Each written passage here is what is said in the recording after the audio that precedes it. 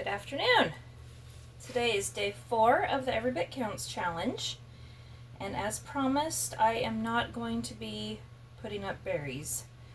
I am still doing a freezer project though.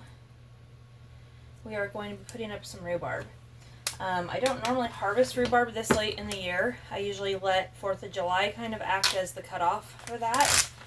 But somebody messaged me and said that they had a rhubarb plant in their landscaping of a business. And a former person had put it in. They didn't know if they were going to keep it. So they didn't care if it harmed the plant. If it comes back, they don't even know if it's going to stay there. So I went ahead and picked some up.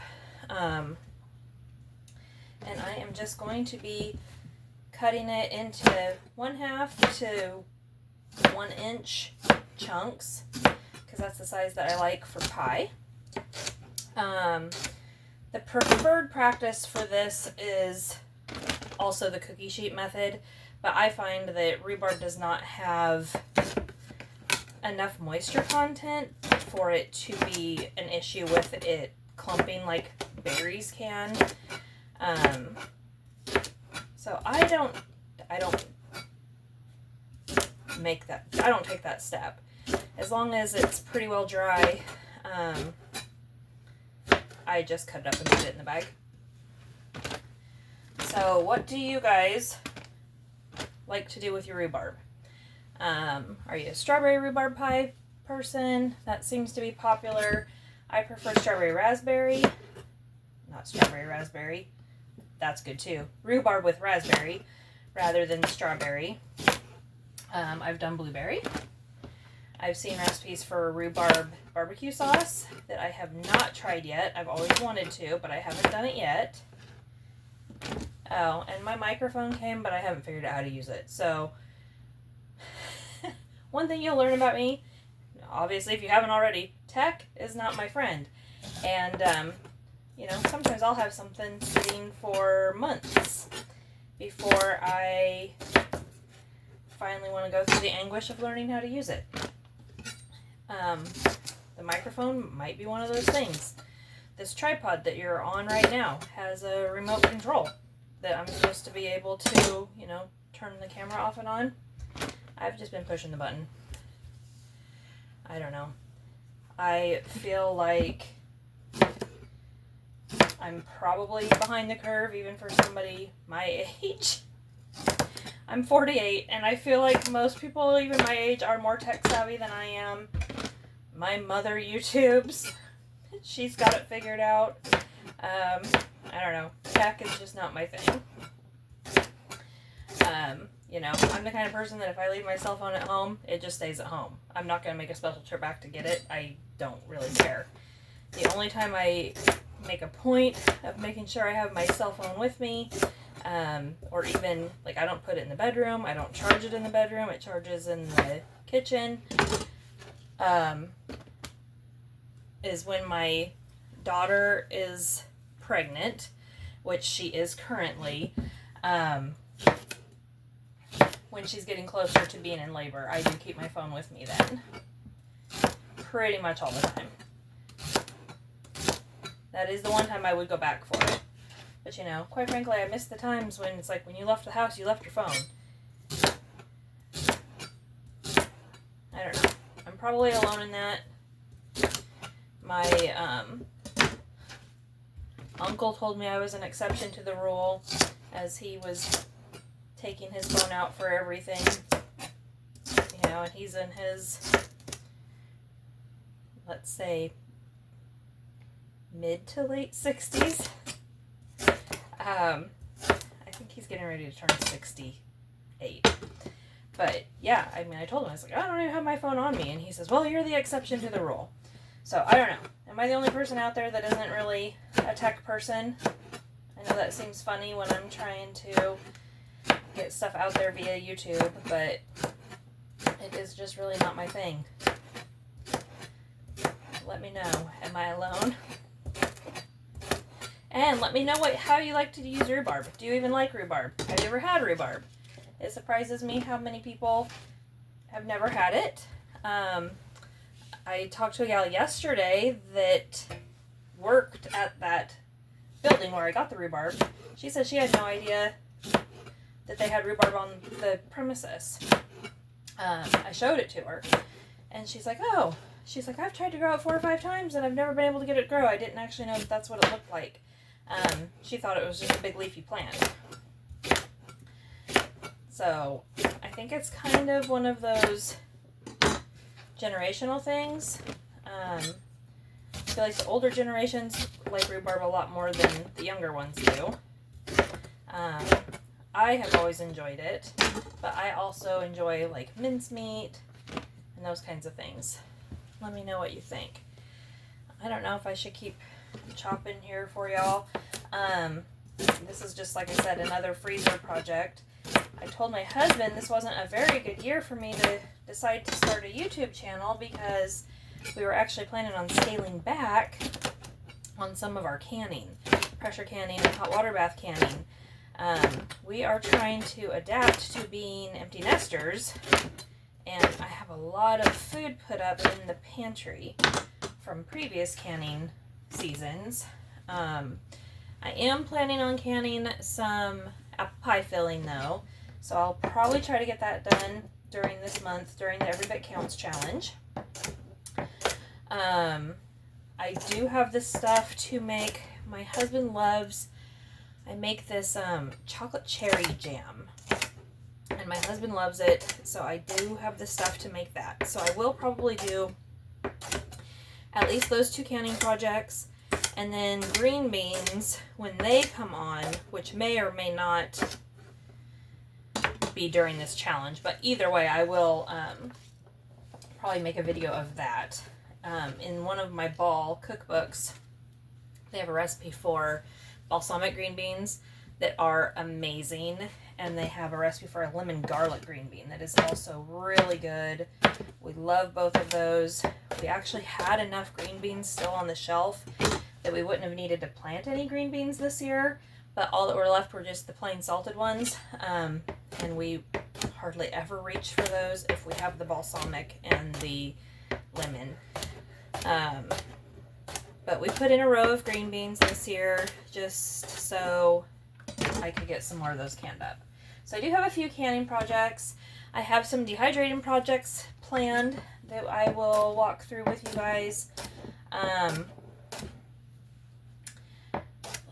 Little Hill Homestead on YouTube had just, well, actually I don't know if they were a new video or an older video. I just saw it. It was some dry soup mixes, and so I am wanting to do some of those. So I'm actually going to be dehydrating some of our vegetables from the garden, as well as some vegetables that I buy at the store because we don't grow them, to make into these dried jarred soup mixes. You know, I always say my canned food is the ultimate in fast food because it's like open a jar, heat it up, and you're good to go. The powdered mix soup mixes and things actually do take a little bit longer, but it's just something different. It's a different way to use some of our vegetables up. It's a good way to gift things. You know, some people are nervous about eating home canned stuff, but dehydrated, as long as it's not moldy, you're pretty well safe. So I thought they might even be good to gift to people. You know, if neighbors, friends, family, church members need a meal, you know, if they sign up for a meal train, those kinds of things are nice to give because they don't have to make it that night if they don't want to. If somebody brought them a lasagna the night before that they're still eating on, they can heat up the soup that you made whenever they like. So I like to have those kinds of things to gift to other people.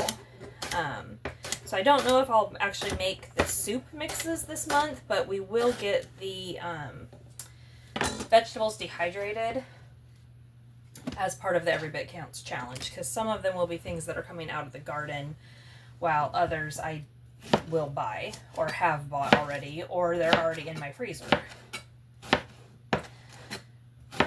So anyways, I am just going to continue chopping this. Not great for entertainment value, so I'll probably go ahead and end this video. Let me know if there is anything in particular that you would like to know or like to watch me do. I ferment, dehydrate, ferment, dehydrate, water bath can, pressure can. I like to bake, but that's not really a food preservation thing. And obviously we have been freezing things. I would love to freeze dry. Don't have a freeze dryer yet. Our house is old enough. I need to do some electrical work before I can put a freeze dryer in here. So that is a goal. Hopefully sooner than later. I'd like it if I could get it within the next year or so. But I have to be honest, I've been watching some YouTubers that, you know, I've watched for a few years that have had their freeze dryers, and, you know, most of them are still going strong. Some of them are not, though. Some of them have had them in for warranty work. Some of them have already had to replace them. And I'm going to be honest, that makes me a little bit nervous. If I'm going to spend $3,000 on a machine, I expect it to last more than 3 or 4 years. To me, that's like, you know, should last a lifetime kind of purchase. So we'll see. I am actually a little bit hesitant as I am seeing more people having issues with their machines. So we'll see how it goes. I keep hoping that other companies will start making freeze dryers themselves, and maybe some of the tech will change, the price will come down. There is another one that I know of now, but they are about the same price point, and I don't know that they're any better or worse. I have not actually seen anybody using one. So, I don't know. If you have a freeze dryer, let me know if I am being silly, being worried about that. Is yours still going strong? How often do you use it? I want to know all the things before I make the commitment to buy one. So, yes, I'm going to just continue chopping this up. I used to bag this in, oh gosh, I forget the measurement, in measured portions for the pie that I always made, the strawberry rhubarb pie. Now I'm finding that I like rhubarb raspberry, rhubarb blueberry a little bit better, and I'm still playing with recipes, so I have just been doing it in gallon bags the last couple of years because it's just bulk that way, and I can just pull out what I need rather than wasting a bunch of little bags, you know, with 2 or 4 or 6 or however many cups in it. So I have just been doing it in bulk. Sometimes I don't even chop it. I just put it in, cut the stock to fit the bag, and throw them in there. It just depends on how much time I have. Last year, our garden was crazy. We had a ton of rhubarb. I put it just in stalks. Wow, I don't know if you guys just saw that shake. A helicopter just flew over my house, and it actually rattled the windows. And I saw the phone move. I don't know if you guys will catch that or not. That was crazy.